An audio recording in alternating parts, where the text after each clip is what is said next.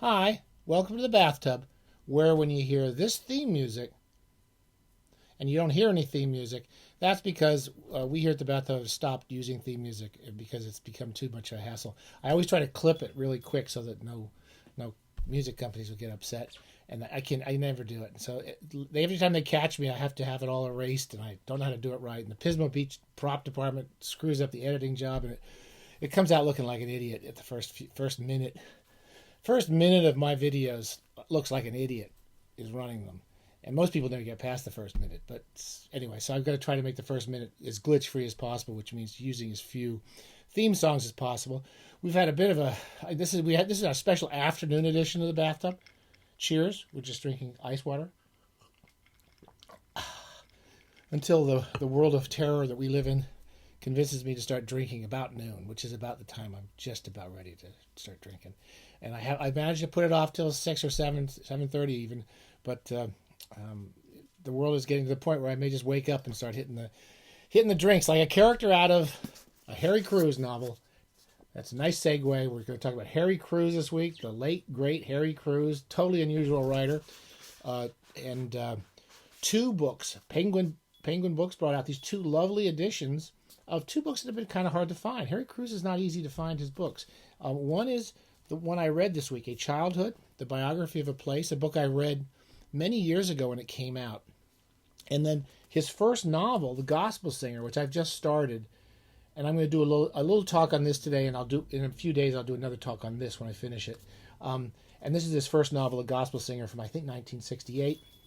This would have come out in the early 80s. I was in grad school, 1978. I was in grad school when it came out, and I was a sort of a Harry Crews fan from high school when I read his book, A Feast of Snakes, which is this really, really dark, hilarious kind of... He writes about really poor rednecks, Georgian, rural people, and they're guys, and they drive around in trucks, and they're awful, kind of violent and sexist, horrible people, and these kind of girlfriends of theirs who are pretty much just as awful, and they're all drunks, and they're all kind of crazy. And it's a hilarious book, A Feast of Snakes.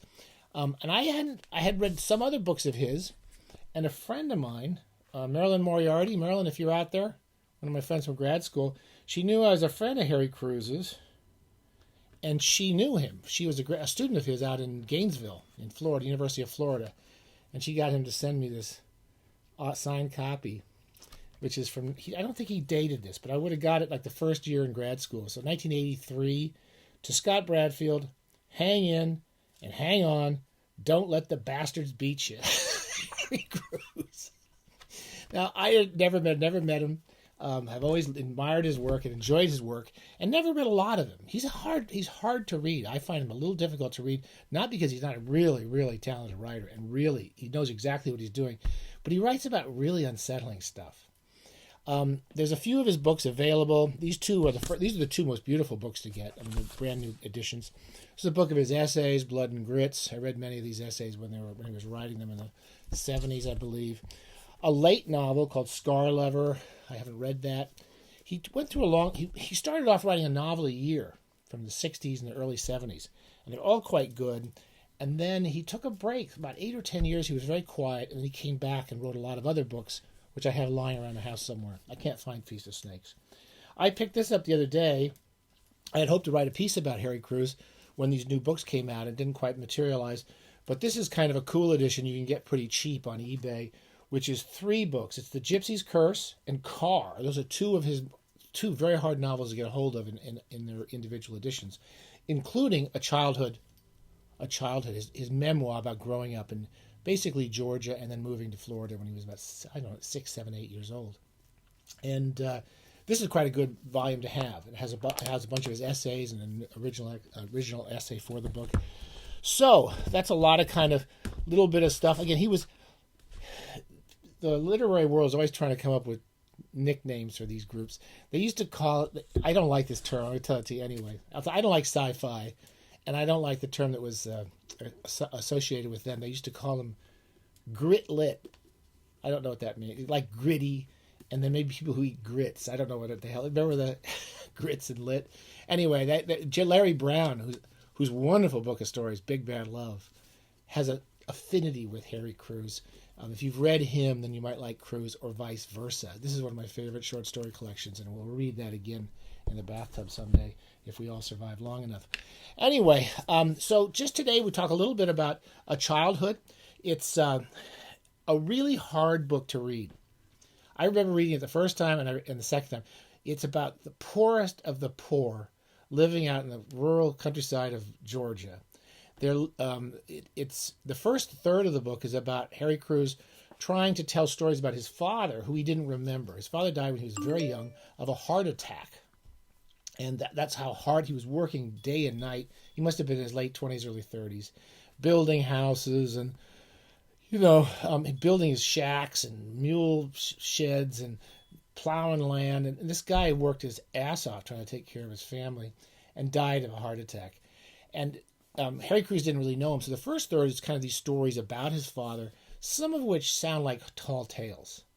I don't know enough about the world that this guy Harry Crews comes from, but there are places where when he describes his father going into fights that last all day that kind of sound like old Paul Bunyan legends. But there's lots of it which feels utterly true and utterly just kind of horrific. It goes on about how his father, after his father died, he didn't know this, his uncle, I believe his wife married, his mother married his father's brother. I'm not entirely sure if that's true. I forget already because I have a terrible memory. And he knew this man as his father, and he only found out later that it wasn't his father. And he was a terrible alcoholic, and again, working really hard in this kind of just, they don't even have toilets, and they don't have running water, electricity most of the time. They have nothing in these houses, and they're working for 25 cents a day. I mean, it's a really, and the violence of just the daily life of dealing, slaughtering hogs and castrating the hogs and living from crop to crop. It's all really well presented and unsentimentally presented by Harry Crews in this really powerful book. There's two violent scenes in it, which are autobiographical. One is Harry Crews when he's a kid. I'm saying 4 or 5. Most of this book takes place in his first 6 or 7 years. He gets polio, has no real proper medical attention. And this kid, it describes him, basically he was stuck in bed. His legs became just bound up. And they were using rural remedies, and they had a woman from next door, one of the neighbors came over and would rub his feet all day. It's like they said she was 100 years old, 100-year-old black woman who lived next door, who would come over and stay in that room trying to take care of him. They had no money to take care of this kid.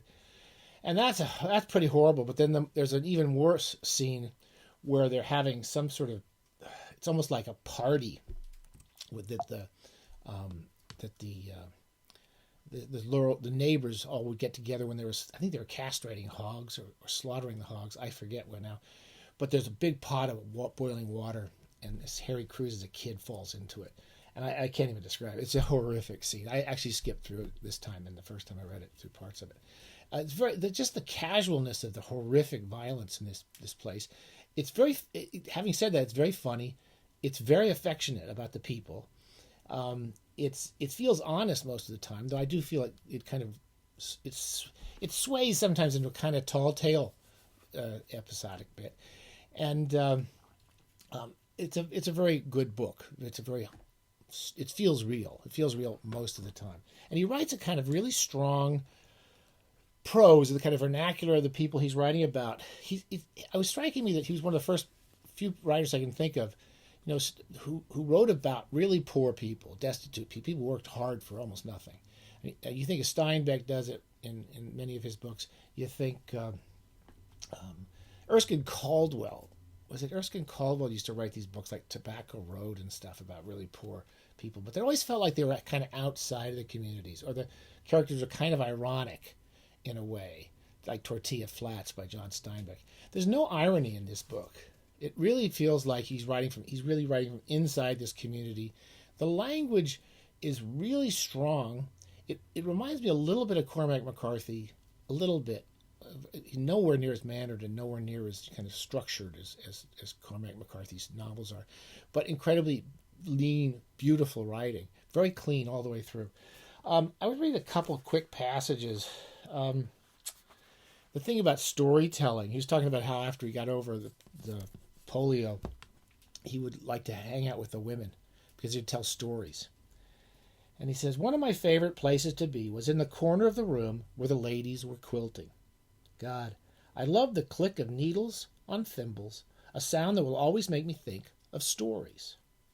When I was a boy, stories were conversation, and conversation was stories. For me, it was a time of magic. It was always the women who scared me. The stories that the women told and that men were told were full of violence, sickness, and death. But it was the women whose stories were unrelieved by humor and filled with apocalyptic vision. No matter how awful the stories were that the men told, they were always funny. The men's stories were stories of character rather than of circumstance, and they always knew the people the stories were about. But women would repeat stories about folks they did not know and had never seen, and consequently, without character counting for anything, the stories were as stark and cold as legend or myth. Almost every paragraph he writes is that kind of clean and filled with ideas and resonance. It's just filled with resonance. They talk a little bit like the language of the mother is she's talking about some kid. She tells her son she's always beating him, and he says he deserves it. He always deserves to be beaten. She says, "You ain't gonna make it life as a liar. You're a sorry liar." So she actually, every time he lies unsuccessfully, he gets beaten because he's so bad at it. They talk about the beatings that these kids took. This is 144. He's talking about this friend of his who's always getting in trouble. And he says his parents, like all the parents from Bacon County, used crying to determine when they should stop beating the child. It wasn't how loud the crying was, but a whole complexity of factors. How genuinely contrite did it sound? How hopeless, how agonized and full of grief. How well did the child understand that he was worthless and that only by the grace of God and the slash of the whip, both administered for reasons of love, could he expect to get near people again, most of whom, he was given to understand, were his moral superior.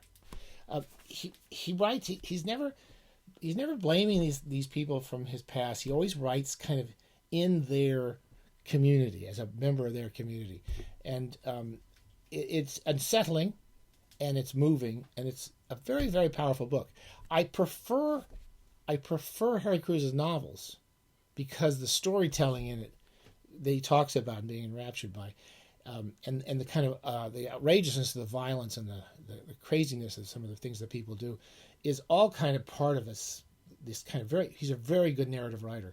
And he reminds me again a little of Larry Brown, clearly Faulkner. A lot of Faulkner is in there, and he's definitely worth reading.